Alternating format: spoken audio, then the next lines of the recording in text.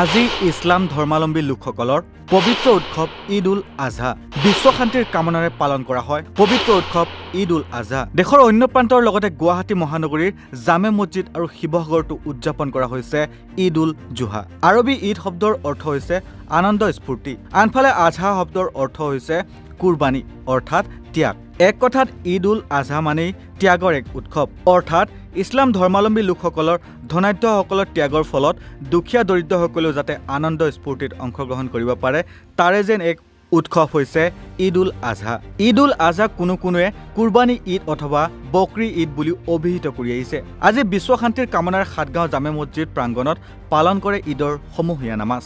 প্ৰেম ভাতৃত্ববোধ বিশ্ব শান্তিৰ বাণী লৈ ইছলাম ধৰ্মাৱলম্বী লোকসকলে পালন কৰে পবিত্ৰ ঈদ উল জুহা। সমগ্ৰ বিশ্বৰ লগতে দেশজুৰি ইছলাম ধৰ্মাৱলম্বী লোকসকলে উদযাপন কৰে পবিত্ৰ ঈদ। গুৱাহাটীৰ সাতগাঁও জামে মছজিদ প্ৰাংগণতো আজি পুৱা কেইবা শতাধিক লোকে সমূহীয়াকৈ আদায় কৰে ঈদৰ নামাজ, লগতে বিশ্ব শান্তিৰ বাবে আল্লাহৰ ওচৰত দোৱা কৰে। সোমবাৰে পুৱা 7:50 আৰম্ভ হোৱা সমূহীয়া নামাজৰ বাবে ইমামতি কৰে সাতগাঁও জামে মছজিদৰ ইমাম ছফিকুল ইছলামে। মছজিদৰ নামাজস্থলীৰ পৰা ৰাজ্যবাসীৰ লগতে সমগ্ৰ বিশ্বৰ মংগল কামনা কৰি সকলোৰে মাজত শান্তি সম্প্ৰীতিৰ এনাজৰীডাল অটুট থকাৰ বাবে আল্লাহৰ ওচৰত সমূহীয়া দোৱা কৰে। অসমবাসী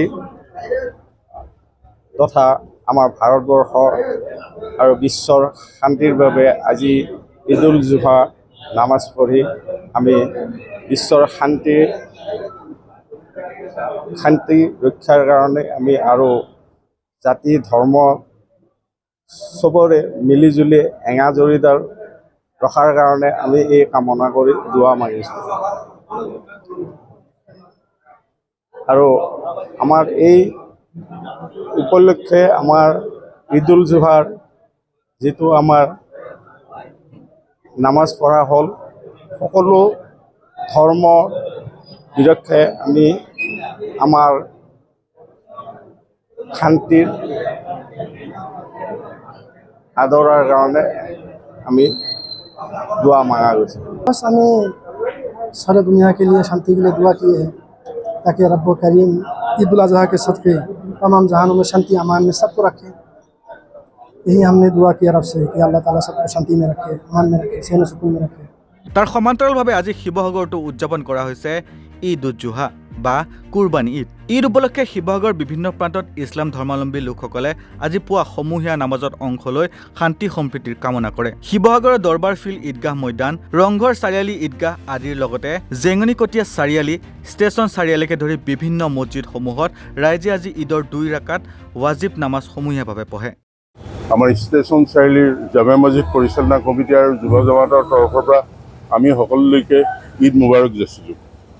আজি আমাৰ এটাই লক্ষ্য আৰু উদ্দেশ্য যে বিশ্ব শান্তিৰ লগতে আমাৰ ইয়াতো যাতে শান্তি স্থাপন হয়, আমাৰ সম্প্ৰীতিৰ এনাজৰীডাল যাতে অধিক শক্তিশালী আৰু কটকটীয়া হয়, আৰু আমাৰ ভিতৰৰ পৰা এই কুৰবানীৰ লগতে আমাৰ যিখিনি ত্যাগ, যিখিনি আমাৰ বেয়া ভাৱধাৰা, এইবিলাক যাতে সম্পূৰ্ণ নাইকিয়া হৈ যায়, আমি শান্তিৰে যাতে সকলোৱে বসবাস কৰিব পাৰোঁ, তাৰ বাবে আল্লাহৰ ওচৰত আমি আজি দোৱা বিচাৰিছোঁ। আমাৰ যিসকল জাতি ধৰ্ম বৰ্ণ নিৰ্বিশেষে যিসকল উপৰি পুৰুষ আমাৰ মাজৰ পৰা চিৰদিনৰ কাৰণে বিদায় ল'লে, তেখেতসকলৰ আত্মাৰ সদ্গতিৰ কাৰণে আজি দোৱা বিচৰা হৈছে।